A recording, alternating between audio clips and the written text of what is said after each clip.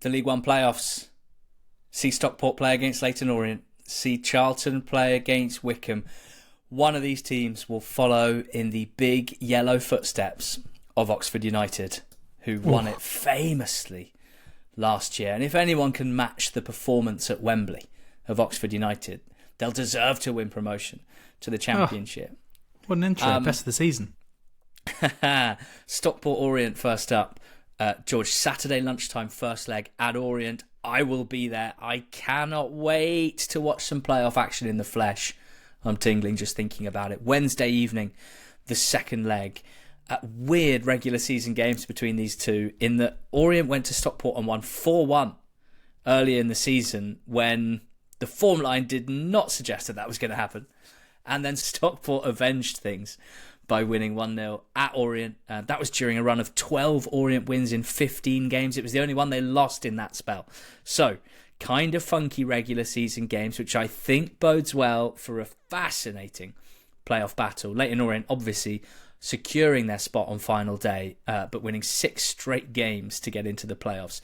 And it's Richie Wellens against Dave Challoner, two of the League One managers that we rate the highest, two of the League One managers whose performance has been the best out of most EFL managers over the last couple of years. And most importantly, two former guests on NTT20's How Do You Manage series. So this is the HDYM derby. George, talk me through Stockport County. Wrexham, their peers, came up with them in second spot from League Two, but got the second automatic spot in League One. Stockport finishing third, looking to go back-to-back. I feel like there's like a footballing wives' tale, which is that if a one-man team loses its one man, they improve. And there's probably some kind of semblance of truth to that generally, where if you're too reliant on a player, then it can be to the detriment of your team.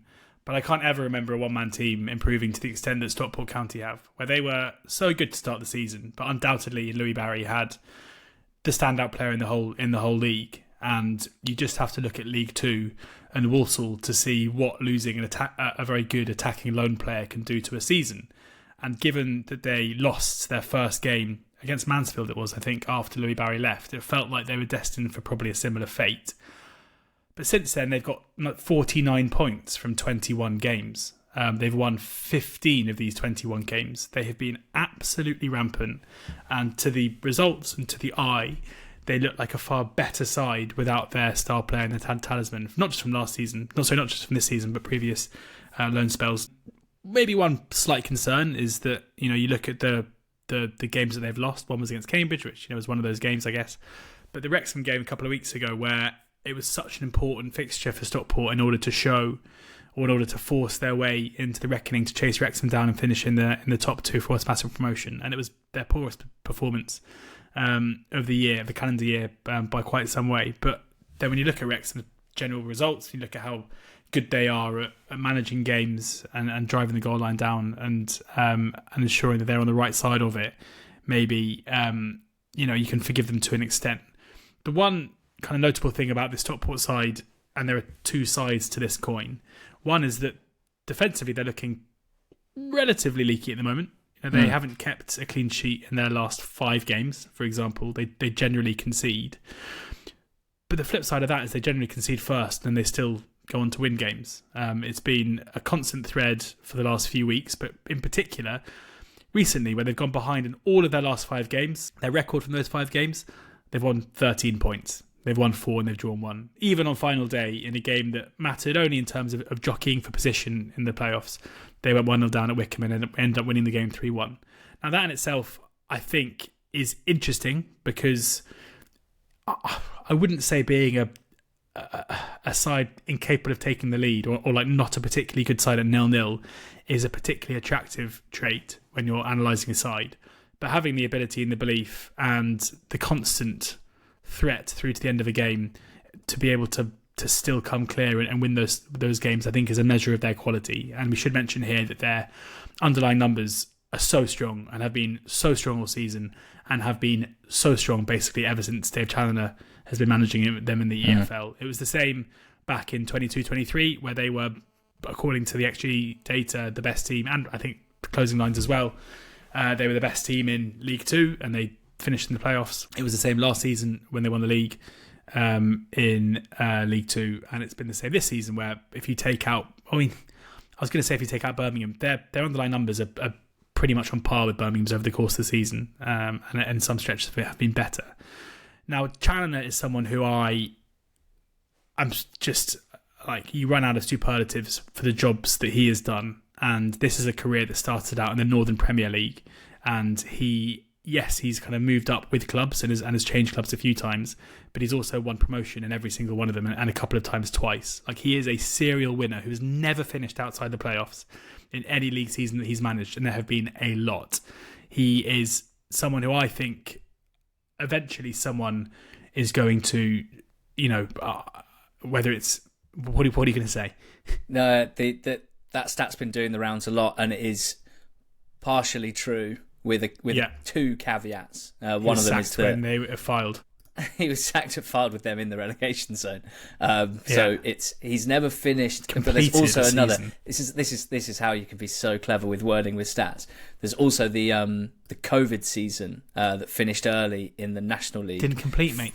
Finished with Hartlepool out of it. So it is undeniably true. Thank you. That Dave Challoner has never finished a complete league season with his team any lower than the playoff spots. But I have a concern where, like, this bugged me quite a lot. Where you were at the playoff final, I couldn't go. You were at the League Two playoff final where they lost to Carlisle on penalties, and I remember watching their two-legged semi against Salford as well. And throughout the whole thing, it kind of felt like something was off. Like, it was weird. And I remember you even said before the penalty shootout that, like, Carlisle looked united and ready and bang up for it, and there was kind of just an air of something just not quite being right with Stockport. And ended up, it's a penalty shootout. It could have gone either way. I'm not, let's not pretend that they lost it by not kind of hugging and high-fiving beforehand. But throughout that whole kind of 2 weeks, it felt like they were unable to shake the frustration of not finishing in the top three. And you look through Challoner's playoff record, he has won promotion out of the playoffs 3 times. Twice out of the Northern Premier. So, like, I'm struggling to really kind of use that as much of much use in League One. And once with Hartlepool out of the National League, which is obviously a decent effort, albeit again on penalties in the shootout. He has lost at Wembley with Stockport, as we mentioned, twice with Fylde in the National League North. They finished second in the league and were knocked out of the playoffs. Twice with Fylde in the National League. They finished in the playoffs and he lost 2. Like, for someone who's achieving these league finishes and in his team's one EFL outing in the playoffs, for some reason there seems to be like a uncharacteristic drop off in terms of performance level and result that it's like a nagging doubt in my mind. Albeit, you spoke about Oxford's playoff win last season. There are definite similarities in the style that this Stockport side play and the reverse mullet employed by Des Buckingham, where you have a relatively flat back four, like Ibu Toure, who's been a flying left back in the past. Now, you look at his numbers this season, he's basically not carrying or dribbling the ball whatsoever from left back. Norwood sitting, as Cameron Brannigan did last season, sitting in front of the back four, and then just loads of attacking players who are just giving complete license to attack and to be forward. It's that proper defensive unit and attacking unit, and it is working incredibly well for them. Like, on form, if Stockport continue playing the way they have done for the most part, and certainly since January, they should walk this. But there's just something, and maybe it's the kind of banana skin opposition, Ali, in Leyton Orient that they face in the semis, who come into this certainly believing that they're able to upset the favourites. Yeah, for sure.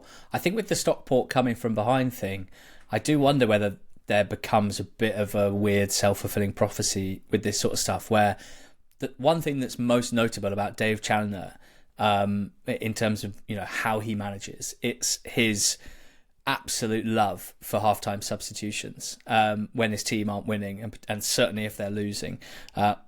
Almost always makes 1, quite often makes 3 or 4, and it's like, if it was that easy to just change the game when you're losing by making subs, then teams would be coming back from losing positions all the time, because that's what all managers do. They make changes which they think are going to improve things.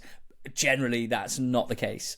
When Challoner makes changes for the Stockport team, maybe it's this self-fulfilling thing where they're so confident that, you know, after years of winning under Challoner and knowing that the squad, which is very impressive and deep, you know, the players they bring off the bench are very rarely, you know, are not a significant drop-off in terms of quality, in terms of talent.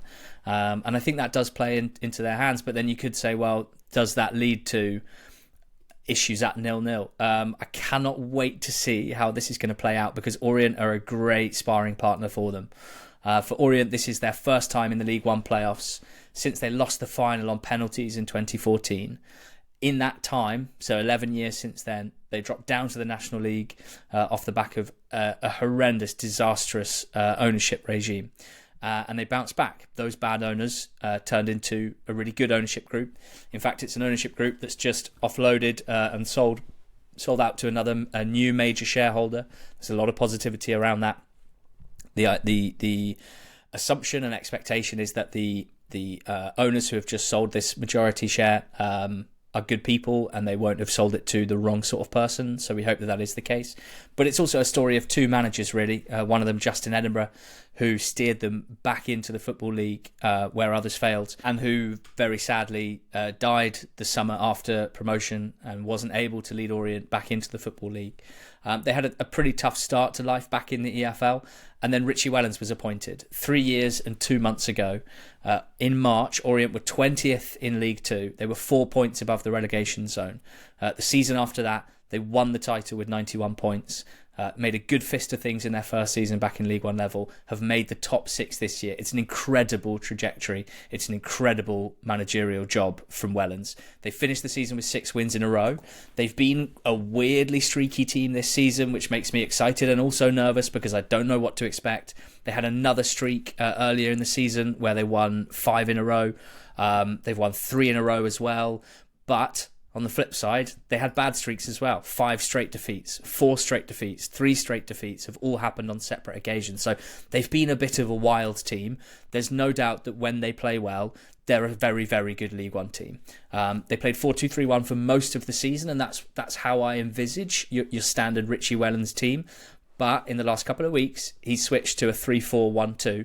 He's added an extra centre-back, and I think he felt like he needed to sort out the defence because they had this horrendous run in March, and they were conceding a lot of goals. And he's the sort of manager that I admire because he will tweak shape, he will tweak formation, and he will sometimes tweak style and build up and approach in order to find ways to win. And I think that's something that gets levelled against some managers, is that they sort of scratch their heads when plan A isn't working and they don't really understand how to be pragmatic and how to be pragmatic and find the best way to win. And so that's really interesting for me heading into the playoffs. He dropped an extra centre back in. On final day it was Beckles with Edmonds Green and Cooper next to him. And it means taking out an attacking player. And I don't think they lose that much because of it, because the 3 that they do have are all in absolutely delectable form. We're talking Jamie Donnelly, on loan from Spurs, on his first loan, looks every inch a future star. Just such a gorgeous technical player, so creative, the most assists in League One this season. And in front of him, the league's top goal scorer, Charlie Kelman. Absurd form, particularly since the turn of the year. And Dan Ajay, who's come into the team over the last few weeks after an injury and looks absolutely electric, generally peeling into the right-hand channel, receiving the ball. He's just a really awkward dribbler, always seems to be able to get a shot or a cross off. And it's on really, it's in really good form as well. So they've taken out an attacking player. They don't seem to have lost anything, particularly on the counter-attack where they're so potent. And it seems to have helped in terms of just solidifying that back line. Got to shout out Omar Beckles, what an EFL icon, and has had some issues with fitness and injury, but is still such an impressive leader for this team, which he has been for the last few years. Other key players, Galbraith has to be mentioned. Ethan Galbraith, the right wing back, he's basically an attacking midfielder, number 10 that plays at right back. They get him on the ball loads. He does loads with it. Really creative passer. Him and Donnelly have a nice understanding. Excellent footballer. Jack Curry, who's missed the last couple of games through injury, but I think will be back here to play left wing back. We love watching, on loan from Oxford, motors up and down. Really, he puts absolutely everything into the game and is kind of old school in that sense, and a really good left wing back for them this season. And Keeley in goal, who's also on loan from Spurs, probably one of the key players outside of Kelman all season for Orient, because when he came in, the team was struggling, and notably the previous lone goalkeeper, Hemming, had been having a really tough time, but Keeley has been almost flawless since coming in the team. And it's just a strong side. I don't know what else to say. The red flag is that they lost 16 of their 46 league games, and that pales in comparison to Stockport, who only lost 9, for example. But a lot of those were in the early part of the season where something wasn't quite right, and when the goalkeeper was changed and the individual errors were kind of rubbed out. They have been one of the top teams in League One in this time, and I think it's really hard to pick between them. I think it's a brilliant tie, George, and I think that the Donnelly, Ajay, Kelman, Holy Trinity is going to keep Stockport really honest, because actually it probably is when Stockport have a controlled possession, they lose the ball and they've committed men forward as they sometimes do, where on the break I'd be a little bit worried about them. So I think it's a fascinating tactical matchup. I still think that sometimes I overthink playoff games too much, and I try and remind myself, if you think one team is just better than the other, then over 180 minutes in semi-finals, you should predict them to win it, because you believe that they are the better team, and that is more likely to manifest over 2 games than it is over 1 game. So I do think Stockport will make it to Wembley. What do you think? Yeah, I've kind of been back and forth over this a bit, where Orient are 11-8 to qualify, and I'd rather be backing that for sure than the 8-13 about Stockport. Like, no question in my mind. But it's still probably not quite enough to get me interested. Similarly, the 9-2 about an Orient promotion, I think, despite how well they've been playing, it's maybe difficult to predict for them to, that has them basically 11-8 to go through this time, and then 11-8 in the final. And again, I'm struggling to get overly excited about that.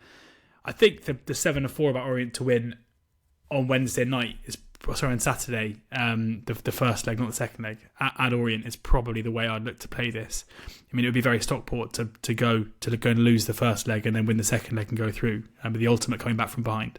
But just given that Orient have such good form coming into this, and having won 6 consecutive games coming into this one, having beaten really good opposition. Their last home game they beat Wycombe 1-0.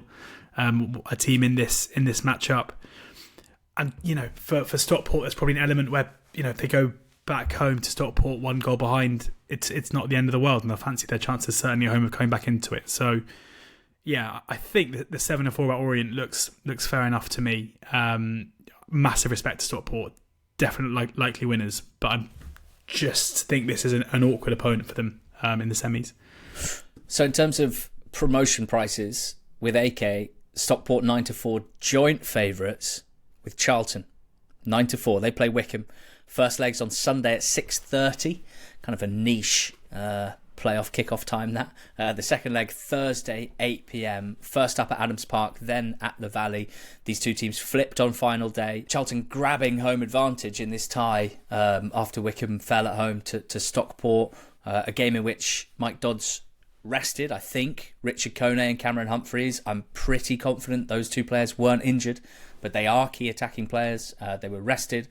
They lost the game. They've missed out on home advantage. Do they care? Possibly not. So I think there's quite an interesting discussion to be had about how important playing the second leg at home actually is, George. It's not one for right now. Let's talk about Charlton against Wycombe. Charlton did the double over at Wycombe in the regular season, a 2-1 win at home, and then a 4-0 win at Adams Park a couple of weeks ago. Wycombe have been sliding, there's no two ways about it, because the first half of the season they were absolutely scintillating. Mike Dodds replaced Matt Bloomfield when he left for Luton. Clearly, they have dropped down the table since then, George. How do you think, trying to remove the noise and that feeling that when a team is sliding, it means they can't possibly win the playoffs? We know that that's not true. What is this team like right now under Mike Dodds? Not great, frankly. There was a period where the games were pretty boring. The football is relatively direct, but defensively they were really good, and their defensive numbers are really good, and it felt like going into the playoffs. It's not the worst, whilst fans may not be enjoying it, it's not the worst way to go into a playoff campaign. Now, as a quirk of the fixture computer would have it, they've played the 3 teams who are in their playoffs with them in their last 3 games of the season. They lost 4-0 to Charlton, they lost 1-0 away at Orient, and they lost 3-1 at home to Stockport. So they've conceded 8 goals. They've conceded 8 goals and scored 1 in those 3 games against the teams around them. Like, that just cannot be a good way to go about preparation for the playoffs, especially when you consider that at the beginning of that 3-game run, this isn't a case with Sunderland where they knew their fate going into that 3-game run. They were second and they had an opportunity to finish second. For the defensive solidity to have gone, it just feels like right now Wycombe are, if you were to start the season tomorrow, Wycombe would be in no way priced up to be a top 6 team in my mind. We've seen the performances dip. We've seen the performances of individuals dip. Like you mentioned Kone a second ago, and obviously his return would be so important for Wycombe. But he's been so out of form recently, and it's been the case with a few of their players. You mentioned that he was rested last time out. I'm really intrigued to know what's going on here, because after the 4-0 defeat at home to Charlton, Dodds gave an interview where he said that Kone and Scowen were both doubts for the game against Orient coming up that weekend. They both started. Scowen came off after half an hour, so that didn't go particularly well. And then Kone haven't played. Yeah, and then Kone after starting the game, playing 90 minutes, then isn't in the squad. And it seems weird. Like, if he's, would you not have him just in your squad if he's fine?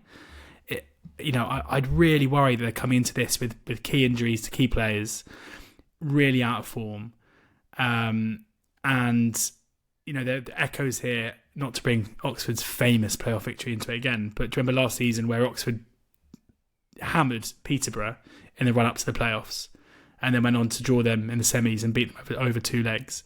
And it, that kind of small advantage of a team having just beaten them, so therefore go into it kind of thinking, for Charlton, there's been a huge gap separating Charlton and Wycombe for the whole season, and yet Charlton have gone there and beaten them 4-0 recently. I am pretty concerned about basically every facet of this Wycombe team right now. And I said at the top of the championship show that it felt like this season there are a few teams in the EFL playoffs who have limped over the line and don't really feel like they belong. And right now Wycombe do feel like that in my mind. Over to you, Mike Dodds. Yeah, Charlton come to town, and it's a Charlton side that are in their 6th season in League One. It does not feel that long ago that we watched them win promotion in the playoff final in League One against Sunderland in 2018-19. But time has flown, and that is now, 6 years ago. It's not been a happy time since. Straight away relegated back to League One in the COVID season, and then a really miserable existence in League One for the most part, where they just missed out on the playoffs first time around, and then finished 13th, 10th and 16th. It's very, very clearly not where Charlton believe they should exist in the footballing pyramid, and they've been poorly run for years. They're a team who, like any team would, suffered from having not one fairly poor ownership regime, but 2 and 3. And I think we can say, after probably over a year now under the new owners, that they appear much smarter in terms of operating this football club, from what I can tell from the outside. They have a better idea of how to run Charlton in a better way than their previous owners. And that's got to be a good thing for the club long term.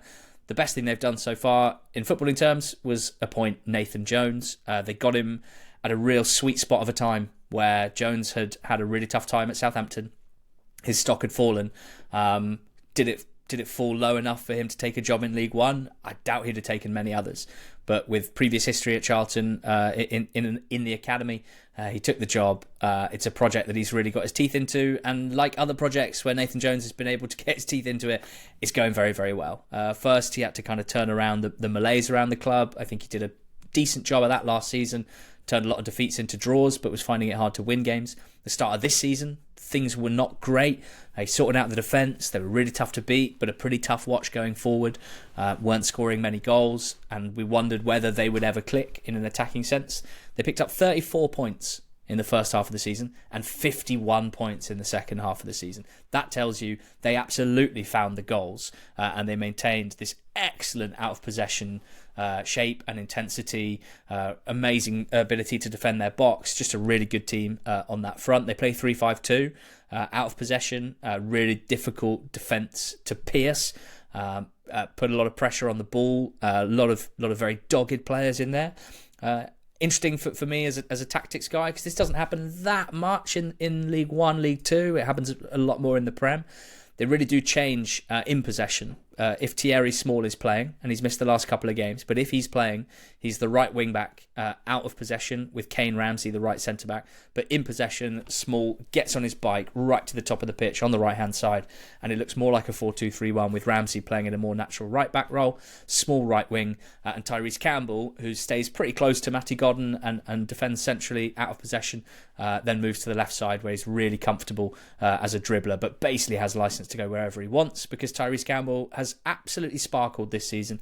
Jones has put an incredible amount of time and effort into his development, and boy, has he absolutely flown as a result. I saw Nathan Jones at an event a couple of months ago, and I asked him about Campbell, and he was unbelievably effusive in his praise for this player. And it, at that point, Campbell hadn't really exploded, and the goals in particular hadn't flowed. And I thought to myself, wow, that it's really interesting to hear someone speak so positively about a young player and about what they can become if they just keep working hard. And he found the goals, and he scores goals cutting in from the left side and firing into the far post, the near post. It's been great to watch. Other key players, Matty Godden, one of the league's top scorers in the end, and has looked brilliant the last couple of months. Connor Coventry in midfield. Lloyd Jones at the back is key for them. He has also been injured recently, and I think if either him or Small are missing, I do actually think those are quite damaging for Charlton. Jones for his defensive leadership, his aerial ability and dominance, and Small just on an attacking sense. If it's Tenai Watson at right wing back, there's a massive gulf in what him and Small can do going forward, and I do think that would be an issue for them. I think there's a chance that they will look less potent if that is the case, and they have been a team that can look like a tough watch, that can look like they struggle to create chances, but they're so good when it comes to playing long ball forwards, getting on seconds, getting on flick-ons, getting the ball out wide and creating better chances in that second phase. And they did it the other day against Wycombe to the tune of 4 goals. And I do think that they, as you said, I think they just have that confidence and assuredness about them that you can't say the same for when it comes to Wycombe. They've been significantly better than them for a period of 5 months now, probably. And even if Small and Jones are missing, Scowen missing for Wycombe is a huge miss for them as well. I think that Charlton will make it to Wembley. So that for me is Charlton and Stockport in the final. Have you got any betting picks for the Charlton-Wycombe tie? Yes, just getting behind Charlton. There's every chance, obviously, that Wycombe find their feet again. But just on the basis of the evidence we have to hand, and especially just that 4-0 resounding win just a couple of weeks ago that Charlton enjoyed at Adams Park, I find the 4-5 about Charlton to qualify plenty big enough. And also the Charlton to win the game at 9-4. It's if they are able to outclass them again on the day. And I think almost because of that 4-0 win, sometimes I think you see teams go away from home to teams and look to shut up shop and manage the game away from home. But the onus is there, I think, for almost the longer that Wycombe stay in the game, kind of the more their stature, or the tie, the more their stature grows within it, given how different the form lines are of these two teams coming into this. And I think the onus is, even though they're away from home, is on Nathan Jones' side to go forward and try and land the first blow. So 9-4 about Charlton to win the away tie, and 4-5 about Charlton to qualify. And at this point, I may as well say that I think at 9-4 as well about Charlton to win the promotion would be my selection in League 1 too. Just as I said, just with some doubts about Stockport. Obviously, if it is Orient who go through, then Charlton will be heavy favourites for that second leg. The likelihood is, in my mind at least, probably a Charlton Stockport playoff final. But I think they have all the tools to go. And we've seen before as well. You and I went to the Sunderland-Charlton playoff final, and Charlton's fans were probably the best team I've ever seen, best fan base I've ever seen at Wembley ever. And you'd think if whether it's Orient or Stockport, they would dominate that day too. I'm picking Stockport to win the League One playoffs at 9-4. You're picking Charlton to win the League One playoffs at 9-4. I do think it'll be Stockport-Charlton in the final, and I've been umming and ahhing about this for the last 24 hours. So it's a bit of a blow to hear you leaning Charlton's way. It's so tough. everyone knows that Stockport stat now, right? About them coming from behind. But what about the fact that Charlton have scored first in 23 of their 46 league games and won 22 of those 23, drawing the other one? The first goal is going to be absolutely crucial. I think I lean Stockport, partly because I do think if it is a tight game, if it's still level into the second half, I believe that they are better at changing things into their favour. I believe that they have the better bench options that allow Challoner to do more with his bench. And given I think it's going to be so tight, I'll lean Stockport's way. 9-4 my pick. Stockport promotion. Charlton 9-4 your pick. League One promotion. Both prices with AK bets. The League One playoffs are going to be absolutely brilliant. We'll be reviewing the playoff semi-finals, first legs and second legs, previewing the finals as well. So make sure you subscribe to our YouTube channel. If you're watching on YouTube, please do subscribe and give us a 5-star rating if you've enjoyed this analysis.